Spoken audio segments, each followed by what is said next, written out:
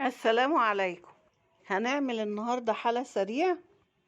هنجيب معلقتين سمنة بلدي، كوباية شعرية، باكو فانيليا، كوبايتين لبن، نص كوباية مية، نص كوباية سكر.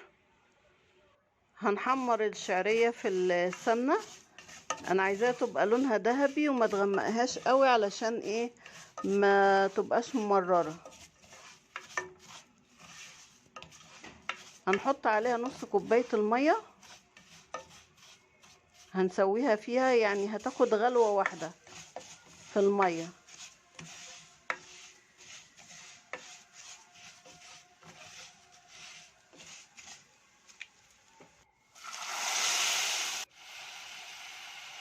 بعد كده هنحط لها نص كوباية السكر،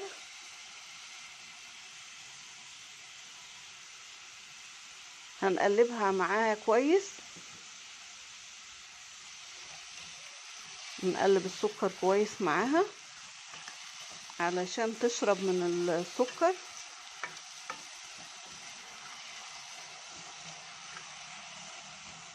وبعدين هنحط كوبايتين اللبن. هنحط كوباية دلوقتي وهنقلب، هتغلي هنقلبها ونغطيها 5 دقايق.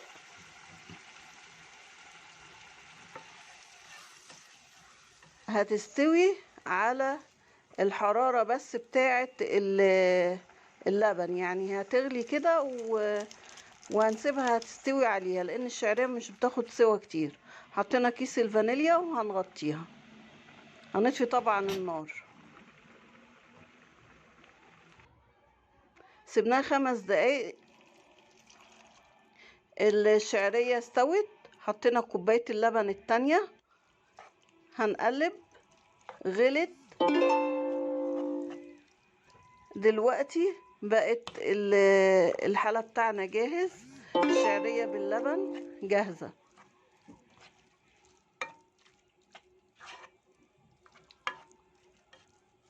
وده كان حلا سريع جدا بنعمله. طعمه جميل جدا وخفيف وسريع حلو. حلوا بقكم. سلام.